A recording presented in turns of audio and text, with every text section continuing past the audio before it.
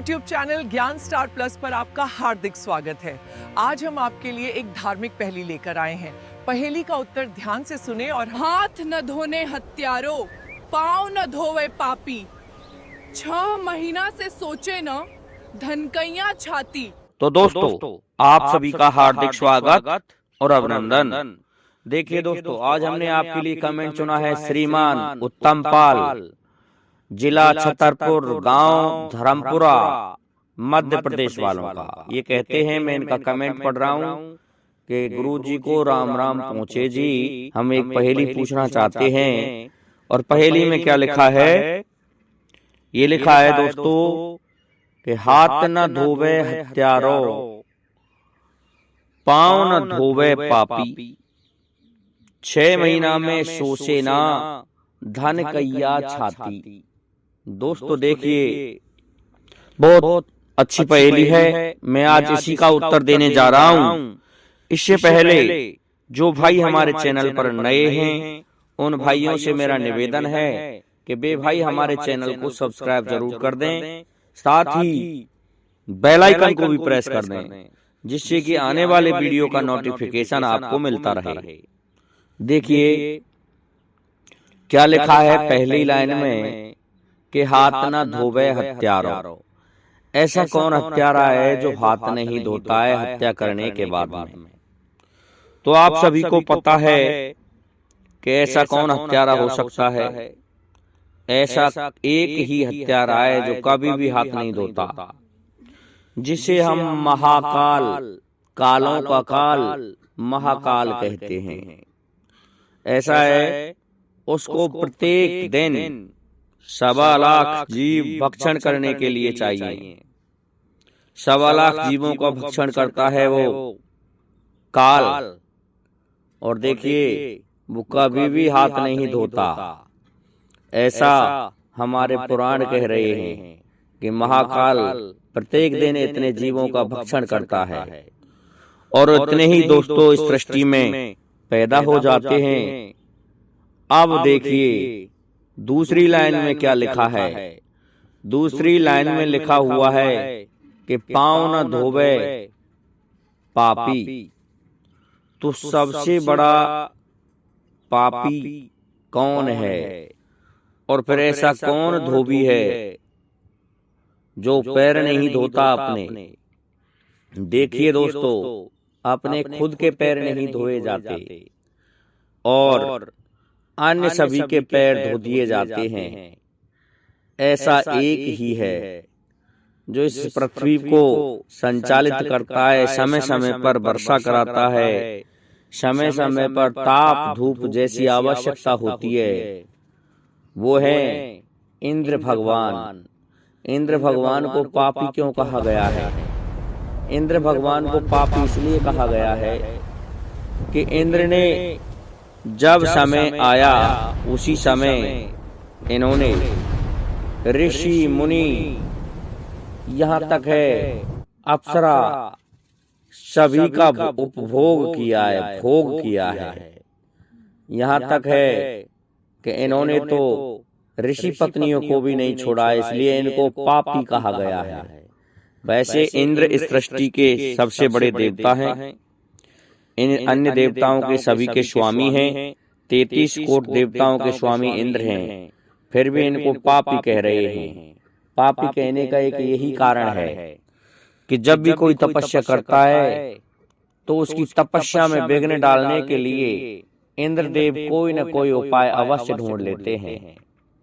इसलिए ये कभी भी पैर नहीं धोते, अर्थात वरुण देवता को आदेशित करते हैं और पूरी पृथ्वी को प्रक्षालित कर देते हैं। बरसात से सभी के पैर धो देते हैं और अपने पैर कभी भी नहीं धोते। ये दोस्तों इंद्र भगवान के लिए कहा गया है। तो पैर न धोवे पापी, ये इस दूसरी लाइन का उत्तर बैठता है। और क्या कहा है? 6 महीना में सोचे ना। सोचे का मतलब होता है दोस्तों जो 6 महीने तक जागता ही नहीं है और एक बार 6 महीने में शौच कार्यक्रम के लिए जाता है तो 6 महीने में जो जगेगा नहीं तो एक ही बार शौच आदि से मुक्त होने जाएगा। ऐसा कौन था?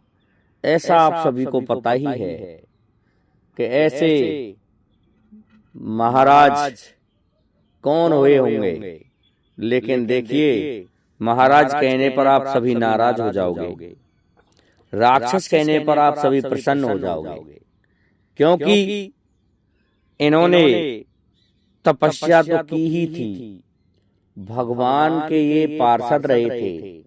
भगवान जब भी लीलाएं करते हैं तो अपने ही पार्षदों को राक्षस बनाते हैं और उन्हीं का वध करते हैं और इस दुनिया को नया नया आदर्श प्रस्तुत करते हैं, जिनसे हमारे ग्रंथों की रचना होती है और उन्हीं को लिखा जाता है। ये आदर्श प्रस्तुत करने के लिए भगवान उन्हें भिजवाते हैं। जय विजय 2 गण थे, जो कि एक रावण बना और एक कुंभकर्ण बना, जो कि भगवान श्री हरि विष्णु के पार्षद थे, परम भक्त थे। लेकिन थोड़ा सा अहंकार हुआ कि भगवान ने लीला दिखाने के लिए दोनों को श्राप दिलवा दिया और दोनों को पृथ्वी लोक में आना पड़ा। तपस्या ब्रह्मा जी की गई और ब्रह्मा जी से 6 महीने तक जागते रहने का वरदान के बजाय 6 महीने में सोने का वरदान ले लिया और एक दिन जागने का वरदान ले लिया।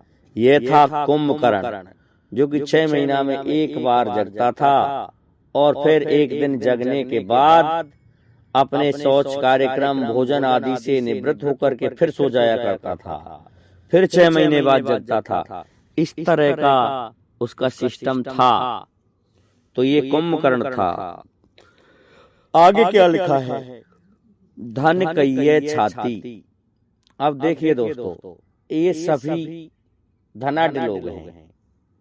इंद्र के पास में कुबेर है, इंद्र सभी देवताओं का स्वामी है, तो सबसे बड़ा धनवान है।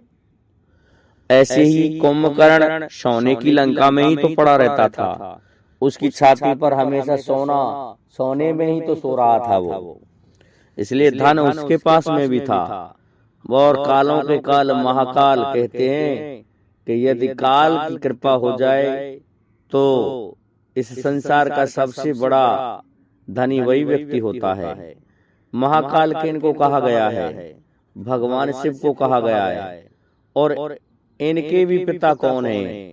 काल बताया गया है और इनके भी पिता महाकाल हैं। भगवान शिव के पिताजी महाकाल हैं, जो सृष्टि का संहार करते हैं। तो देखिए, इनकी जिस पर कृपा हो गई भगवान शिव की, तो स्वयं तो इतने धनाढ्य अर्थात अच्छे से नहीं रहते, अपने साधु वेश में रहते हैं, परंतु जिस भक्त पर कृपा होती है उस भक्त को ये दुनिया का सबसे बड़ा धनाढ्य बना देते हैं। तो इनकी कृपा बड़ी अटल है। इस प्रकार से ये पहेली लगती है कि हाथ न धोवे हत्यारो, पाँव न धोवे पापी, 6 महीना में शोषे ना धन कैया छाती। दोस्तों, इन लोगों की छाती पर धन रहता है, अर्थात ये धनाढ्य लोग होते हैं। अब धनाढ्य कई तरह के भी होते हैं। कुछ एक तो धन पैसे को आंकते हैं और भूमि को आंकते हैं। कुछ एक लोग उस परम पुरुष के नाम को धन मानते हैं, अर्थात उसकी भक्ति का जो भी भाव होता है वो सबसे बड़ा धन होता है। तो इस तरह से इस पहेली का उत्तर लगता है श्रीमान उत्तम पाल जी। मैं समझता हूँ आपकी समझ में हमारा ये उत्तर आया होगा। इससे पहले जो भाई हमारे चैनल पर नए थे उनसे मैंने निवेदन कर ही दिया है, पर हमारे इस वीडियो को लाइक शेयर सब्सक्राइब तो कर ही दें, ज्यादा नहीं तो इसको शेयर तो कर दिया करें। दोस्तों, आज के लिए इतना ही काफी है। जय हिंद, जय भारत।